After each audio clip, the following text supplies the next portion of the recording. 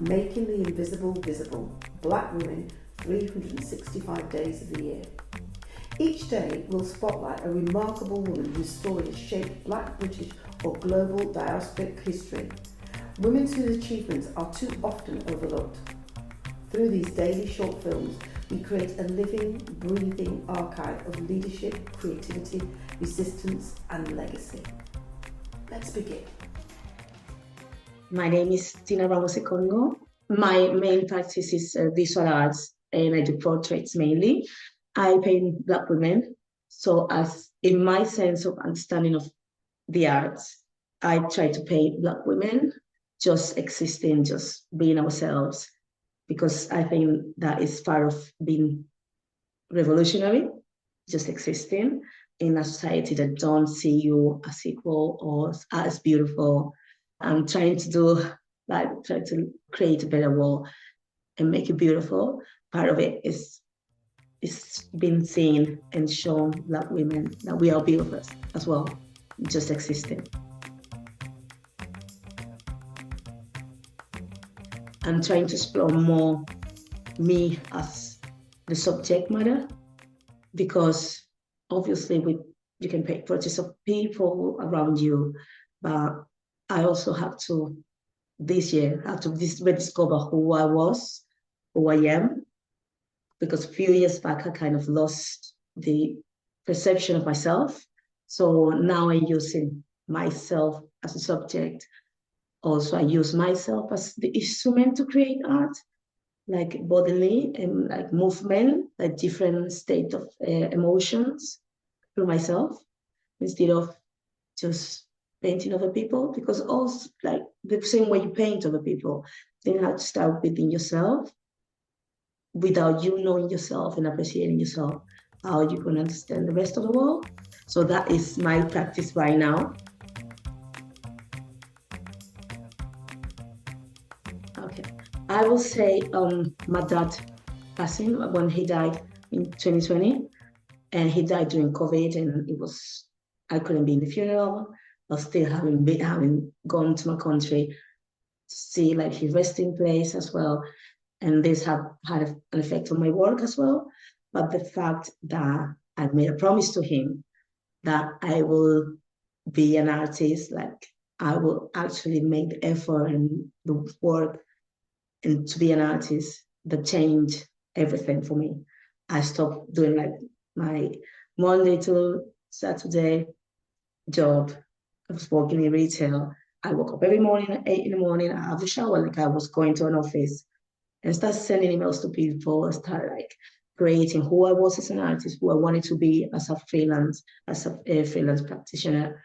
The moment I started like living as an artist 24 hours and doing the work 24 hours, I was very happy. I'm very happy. I'm still doing it. But I think me knowing that person, my dad, had so much faith in me being an artist. He knew, and because it's not easy to choose to be an artist when you're coming from an African, household. They don't really agree with that. But my dad believed in me, and so I should have believed in me, and so I do now, and even more.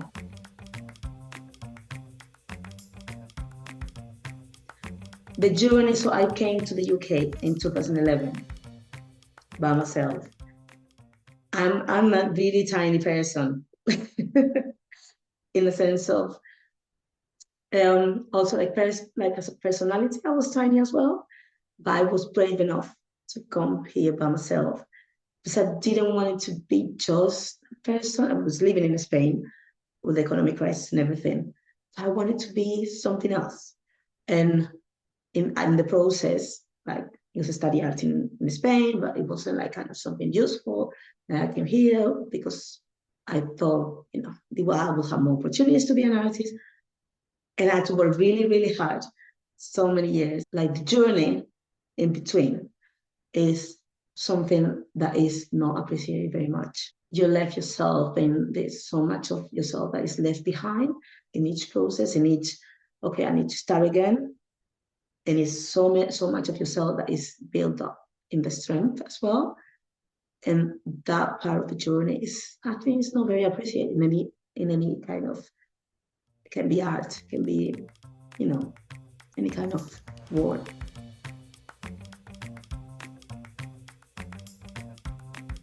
What I try to do is spend a lot of time with my friends.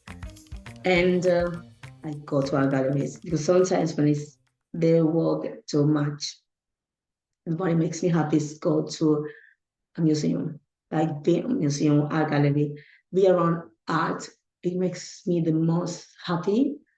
And I get the chance to here in Manchester collaborate with like different spaces, Manchester Gallery, Manchester Museum, Pacific Gallery, or Manchester, places that you are so welcome and you don't have to pretend to be anything. You don't have to work when I'm, just looking at art. Even sometimes I'm just walking around and just have a walk and I'm like, oh, this is so beautiful. It's like painting or this can be photographed. Like, you forget, like even working as an artist, just seeing art is a joy. Thank you for joining us for today's story. Making the Invisible Visible is our commitment to ensuring that Black women's histories and contributions are recognised, valued and kept in daily circulation. Across 2026, we will continue to share these powerful narratives, 365 days of impact, brilliance and inspiration. Stay connected, join the conversation and help us champion the women whose journeys continue to shape our world. I'm Paulette Brooks and I'm looking forward to seeing you tomorrow for the next story.